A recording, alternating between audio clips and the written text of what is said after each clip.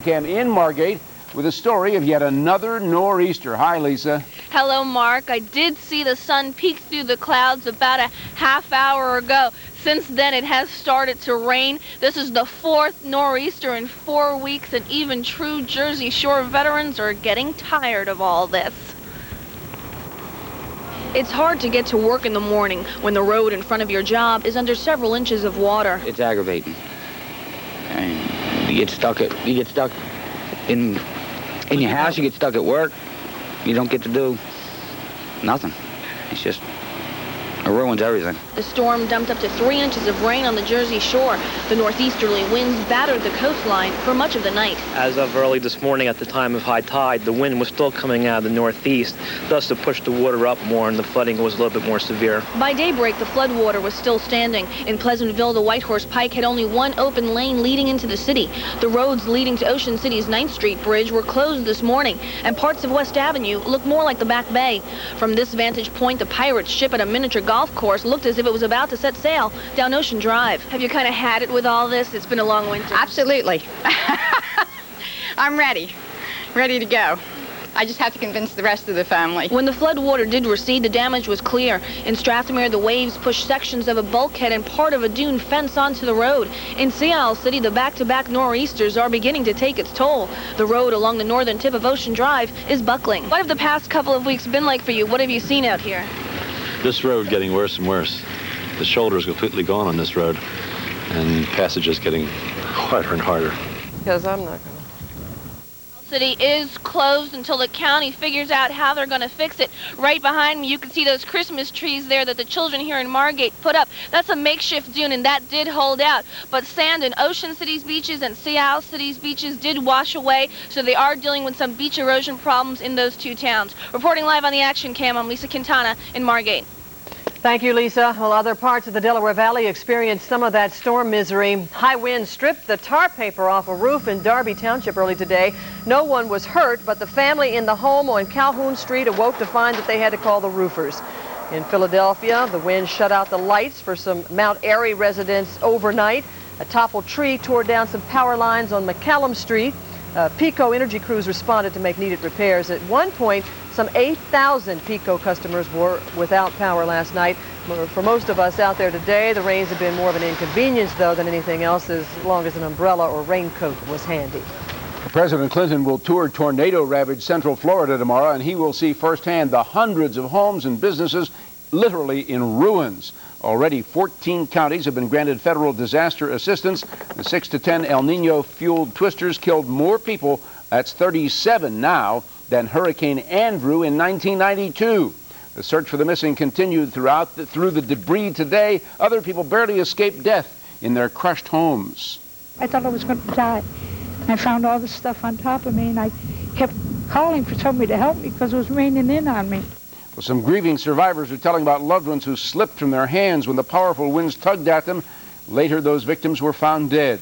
Meanwhile, Red Cross branches nationwide, like this one in Philadelphia, are gearing up to help the victims and to contact people with families in our area who are, of course, concerned about missing loved ones in Florida. Now, out in California, one person's been killed. At least 2 people are missing now. Mudslides in Laguna Beach. Several houses were damaged, several more evacuated. In other parts of Southern California, roadways have been washed away, and at least 2 policemen have been killed. The latest advisory out there indicates the rain and the threat of mudslides will continue for several more days. Action News will have more on the wild weather around the nation and in our area, including, by the way, a live report from California. That's coming up at 5:30. And in just a few minutes, we'll check with Dave Roberts, of course, for the very latest from AccuWeather. All right, Mark. Well, it is still unclear this evening if weather played a role in a frightening mishap in New Jersey involving a school bus. The Chopper 6 Gyro-Cam caught this action as rescuers took an injured driver off the bus here on Ariel Road in Gloucester Township. Police say a car rear-ended the bus, which was carrying 3 children from the Gloucester Township School District. The children, the bus driver, and the driver of the car were all treated for minor injuries and released, and an investigation is underway. Secretary General Kofi Annan returned to the United Nations today to brief Security Council members on the agreement that has, for now at least, diffused the Iraq-U.S. standoff. Annan received a thunderous round of applause from UN employees as he arrived this morning. After giving details to Security Council ambassadors, Annan said there are still questions to be resolved, but he did remain optimistic. Obviously, there are details which will have to be worked out and explanations which must be given, but none of it gives me and my team any difficulties. And I'm convinced that once the explanations are given, we will have a unanimous and strong council support. Well, U.S. Ambassador Bill Richardson says it appears the agreement gives UN weapon inspectors full access to all Iraqi sites. But we want to see deeds and not words. What is critical for us is compliance with this agreement. We want to test it soon. We want to verify it soon. President Clinton echoed Ambassador Richardson's comments during a speech in Washington today. Before a speech to the National Council of Jewish Women, the president called the UN agreement an important step forward, but he repeated the same point he made yesterday, and that is he is giving qualified approval to this deal. We have to be watching very closely now to see not just what Iraq says, but what it does. Not just the stated commitments, but the actual compliance. The president said the agreement is further proof that diplomacy, backed with military might, can have positive results. The Clinton administration was defending its support for the UN agreement before the Senate Foreign Relations Committee today. The chairman, Jesse Helms, attacked the deal, saying it appears to him that most of the world seems anxious to give in to Saddam Hussein. And we're in the disgraceful position of either going along with whatever deal Mr. Annan brought home or being regarded as the bad guys who rejected peace and insisted on war. Well, the Secretary of State, Madeleine Albright, then said that Iraq will comply with the agreement or else. If Iraq interferes with the inspections or tries to undermine UNSCOM's efforts in any way, we will act firmly and forcefully and without delay. We will not allow Saddam Hussein to take us from crisis to crisis. Albright said the United States' decision to back the agreement will bolster international support for the use of force if and when it becomes necessary. Oh, and the president's decision not to call back any of the troops just yet means more waiting for the families of soldiers deployed from McGuire Air Force Base. We have that story tonight from Action News New Jersey correspondent Nora Mushanik. Air Force wife Diane Baranek says she's gone through several stages since her husband Stephen deployed to the Gulf. You get upset and you get mad and you miss them. And then you start to cope, says this mother of three. And the way many military spouses are doing that is through support groups. Some get together weekly to get updates on their husbands or maybe just to get away from the kids. My family's in Texas, miles and miles and miles away, and I have no immediate family here. And my squadron and my spouse's group have been my family. I thought about going home to Vermont, but you know, I think I'd feel distant. You know, I want the support. I want to be right here. Having family members away for months at a time can create big headaches for the military families left at home. The idea is to make it as easy as possible on them. That's why McGuire's Family Support Center offers help with taxes, financial problems, and emotional difficulties, to name a few. And they arrange free 15-minute phone calls once a week to loved ones in the Gulf. It's important because they don't feel left out. They can still talk to their spouse. Robin Scawarn is taking care of 4 kids while her flight engineer husband Michael is away. The family feels his absence. I want my daddy to come home, and I love him very much. McGuire families are hanging on until all the daddies come home. I'm Nora Mushanik, Channel 6 Action News. And we'll have more reaction to the UN Iraq story coming up on Action News, including a live report from Vernon Odom in Washington. Federal agents have 3 suspects in custody, and they've reportedly retrieved the explosives stolen from a Pennsylvania coal mine this past weekend. Yesterday, the C&K Coal Company in Clarion County reported 1,800 pounds of ammonium nitrate was missing. That is the key ingredient used in the Oklahoma City bombing, and federal agents were alerted. They quickly arrested 3 men. The ATF spokesman said one suspect confessed and told them where the stolen explosives were located. So far, few other details have been released, except to say the suspects are U.S. citizens and they live near the mine in upstate PA. A White House aide is the latest person called to court by Kenneth Starr. Dave? This system yet. The rain continues and strong gusty winds are going to continue. When does it clear? Stay with us for the AccuWeather.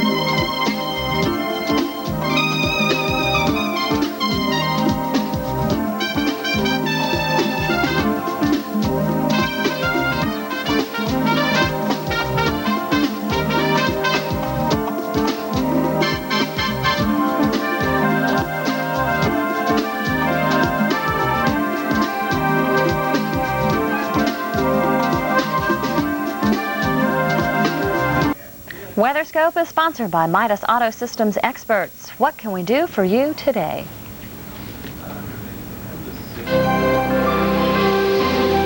This is Weatherscope. Well, after record-setting rainfall in parts of the state of California, they're finally getting a chance to dry out, but many residents are still dealing with the mess this El Nino-driven storm has left behind. Good afternoon, I'm Jill Brown. That's true, Jill. I'm Bob Stokes. Good afternoon. There's a snail of a storm. It's inching its way through the Northeast now. It's the nor'easter. It's unleashing the rain, the heavy snow, and high winds. And many of you in Boston were fighting wind gusts of more than 45 miles an hour at times as you walked to work or as you were driven to work by the winds, it appears. Look at the umbrellas. That sent your umbrellas flying up, and some decided it just wasn't worth the effort to carry one. In the trash it went. Temperatures were in the 30s today, but in the wind chill made it feel like 10 degrees. I mean, if it wasn't so sad, it would be funny there. It was, what a rough time. The scene wasn't quite as windy in New York City. It's cold and wet, not the best day for a walk in Central Park, nor down Broadway or Park Avenue, while heavy rain fell in Manhattan during the morning rush hour. It didn't seem to affect the morning commute too much. People got to work. Money's a big motivator there. Keep the umbrellas handy. The windswept rain should continue into the overnight hours. Got to get to work. It's Monday. Got to make a living. We all do. The nor'easter or no nor'easter. It's moving toward the northeast, and you can see on the back side of it, there's the Atlantic moisture sloshing around, turning into heavy snow in Syracuse, New York. Heavy snow, Saranac Lake, heavy snow. And we've also have sleet in Albany, so it's a traveler's a nightmare, if you will, across I-90 there. You've dealt with worse before. This is a heavy wet snow, and the winds have been gusty. We're going to see winds in excess of 50 miles per hour at times. At the Blue Hill Observatory, a suburb of Boston, outside of Boston, in an upper elevation, we saw a 63 mile per hour wind gust earlier. It's these tight isobars. You see these lines, this is a line, all along this line, equal barometric pressure, along this line, this line, this line, and that means it's changing rapidly. Yeah, you got a change in pressure, you got strong winds, and that's what's pushing the ocean water, the ocean moisture in. And it's just cold enough here, from about right here on up into here and here, just cold enough for heavy wet snow. So that's what's going to be coming down even around daybreak in Boston. The rain will turn into a little snow because it'll go around daybreaks when you got some of your chillier air in a 24-hour period. But there's that cyclonic flow. New York a mess. Last report, JFK reporting light rainfall. Got to be careful whether it's rain or snow, and we're going to see plenty of it in this area of light gray right through midnight tonight. In fact, already winter storm warnings in effect for some of the higher elevations of Maine, Eastport, Maine to Merrimack River, 55-mile-per-hour winds or higher, and we also have that heavy surf advisory remaining in effect along portions of the mid-Atlantic coast. How about some good news?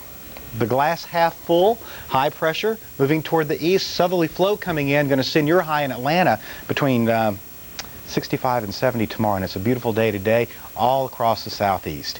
How about the west? Let's go now to Jill. All right, and it looks almost as good, getting better anyway. Before shipping out to the deserts of Arizona, heavy rains have left quite a mark on California, leaving behind a path of damage.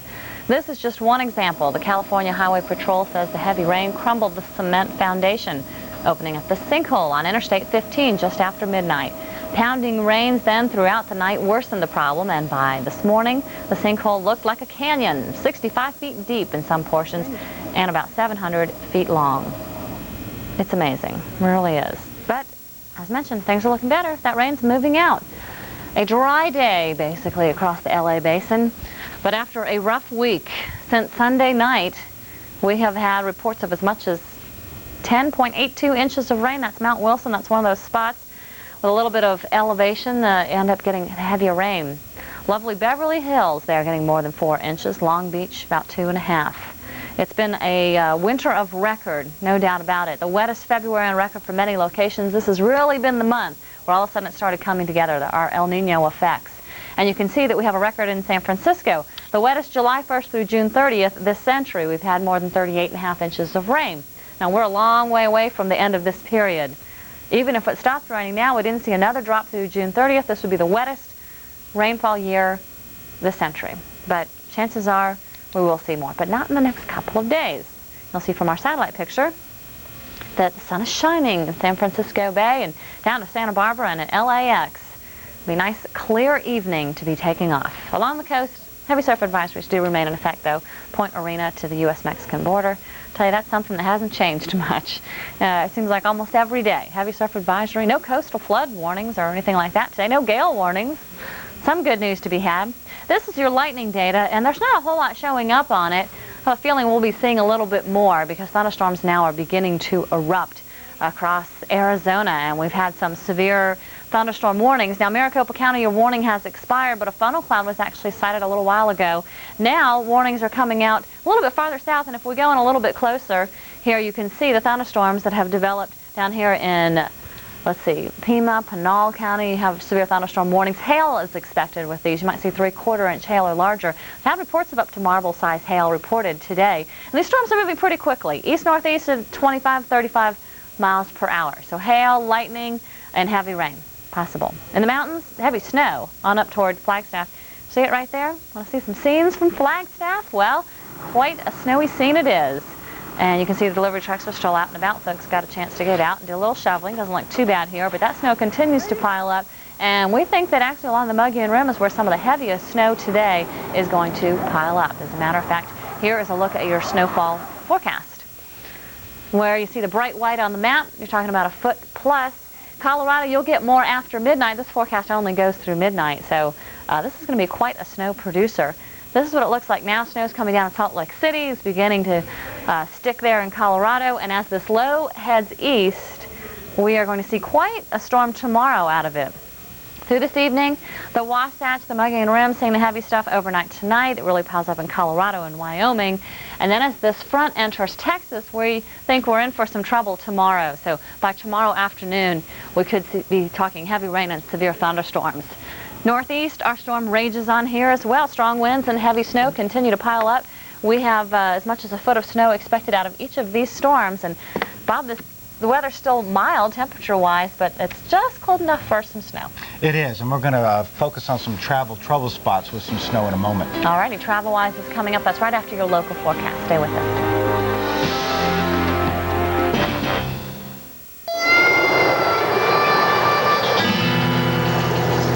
It's out there waiting. And in all our years of experience, we've learned one thing.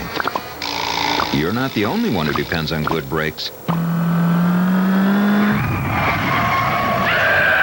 With up upfront pricing at Midas, we first perform a 45-point inspection to find what repairs are needed and what can wait, so you only pay what we quote you. Come into Midas today, because you never know what you might run into next. Life's an adventure because you're over 50 and still exploring. So take the Centrum made just for you, Centrum Silver, with